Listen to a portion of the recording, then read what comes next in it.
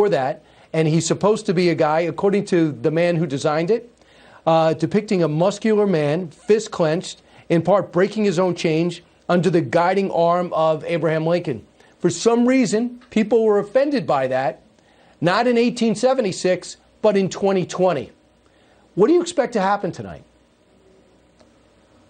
I think that the statue is going to be fine because thankfully both the Trump administration and law enforcement are now doing their job as they should have been doing for the last several weeks as these statues fell. But listen, this is very important. This is not new in history. We saw this in Russia. We saw this in China. We saw this in Venezuela. First, they topple the statues.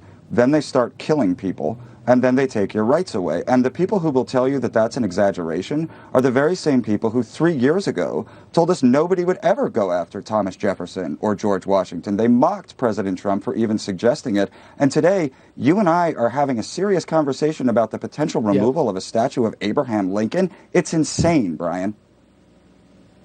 I am watching video and have for the last 4 days of Ulysses S. Grant being dragged down. Perhaps because his wife's family had slaves. He also won the Civil War and was he was an incredible president in terms of trying to do the best he can to enforce Reconstruction in post-Civil War America. We also watched things like Francis Scott Key be ripped down, the guy who wrote the national anthem, who was a lawyer at the time who represented people like Sam Houston. We watched as Lincoln and Washington are torn down in Portland and out west.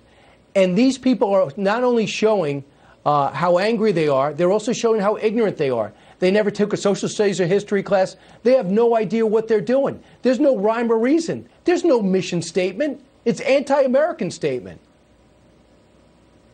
Well, unfortunately, they did take history and social studies classes, but over the past 20 years, those classes have stopped being really about teaching history and have become about teaching a kind of cultural Marxism where the United States is the most evil force in the world. And so you have this whole generation of people who were taught that.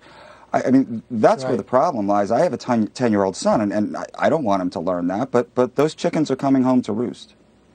David, what are you doing this weekend in New York City to help the Teddy Roosevelt statue stay at the Museum of Natural History?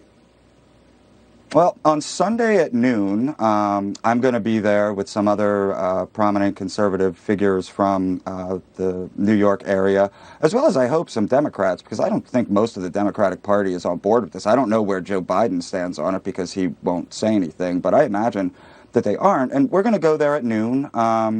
And we're just going to make our voices known to the city and to the museum and send them the message that this is not what the people of New York want. There's no reason to believe that it is. This is a bunch of wokesters in the institutional world who are trying to shove this down everybody's throats. So we're going to go out. You know, I'm not a protest organizer. I don't even have a man bun or anything. But, you know, we're gonna do the best we can to make our presence felt there. Yeah, get this, Teddy Roosevelt, the president, on a horse with an American Indian and African American standing dignified behind him. I never saw it as a problem, went there in second grade, went there recently the last few years.